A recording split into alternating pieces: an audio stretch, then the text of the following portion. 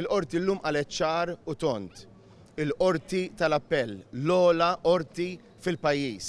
Illum qalet illi kien hemm kollużjoni, jiġifieri kien hemm il-Gvern u Vitals illi kienu ħaġa waħda biex insterqu l-isptarijiet tal-poplu u biex taqgħet il-Gvern ta' flus il-poplu 400 miljun lil Vitals u Stewart. Ekk sostna il-kap tal-Partit Nazzjonalista Bernard Grech fil-jum storiku illi fih il-qorti tal-appell ikkonfermat sentenza mogħtija mill-imħallef Francesco De Pasquale lura fl-24 ta' frar illi kien annulla id-deal ma' Vitals u Stewart. Dan ifisser li dawn it-tliet sptarijiet se jibqgħu tal-poplu Malti u Awċi grazzi għall-ħidma u l-perseveranza tal-Partit Nazzjonalista. It-tnejn filgħodu 8 xhur wara is-sentenza mogħtija mill-imħallef Francesco De Pasquale ġie konfermat mill-Prim Imħallef Market Kuti u l-imħalfin Giannino Caruana De Maio u Anthony Ellul li l-Isptar San Luqa, l-Isptar Karen Grech u l-Isptar Ġenerali Tawdex għandhom jingħataw lura lin-nies minħabba frodi u nuqqas kbir illi jintlaħqu l-miri. Kull ma nbidel mis-sentenza kien biss li l-Gvern weħel parti mill-ispejjeż tal-kawża dan għaliex il-qorti tal-appell waħħad il-konsorzju privat mal-Gvern. Illi jfisser illi kienu parti waħda minn dan il-ftehim li sewa lill-poplu Malti u Awċi 400 miljun euro.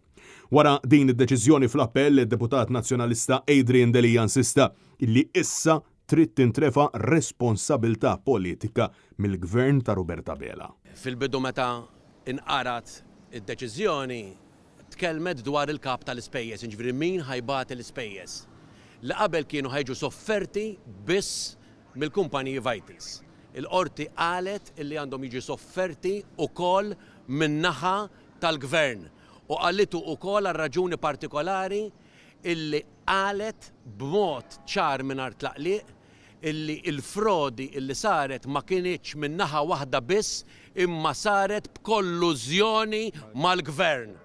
Dan ifisser illi l-unika ħaġa illi kien qiegħed jistrieħ fuq għall-Gvern biex jgħid li hu ma kienx parteċipi fil-frodi, il-qorti tal-appell qed tgħid li mhuwiex minnu, qed tgħid li kien hemm frodi min-naħa tal-Gvern ukoll. Matul is-sentenza mogħtija mill-Prim Imħallef intqal kif il-frodi ta' 3 sptarijiet sar fi 3 stadji tal-proċess, ċoe qabel ma ġie ffirmat il-kuntratt, meta kienet jiġi nnegozjat kif ukoll meta il-kumpanija Stewart ħadet f'idejha l-isptarijiet.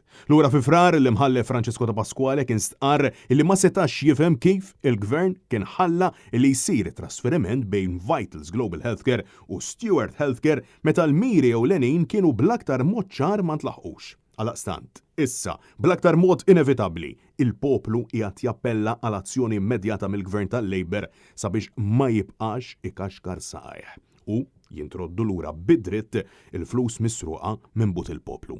Għalhekk il-Partit Nazzjonalista wara din ir-rebħa storika issa ikkonfermata ser ikun qiegħed iħarrax l-azzjonijiet tiegħu, se nkun qegħdin ninsistu illi tittieħed azzjoni tintrefa r-responsabilità u iva wkoll jiġu lura il-flus tal-poplu.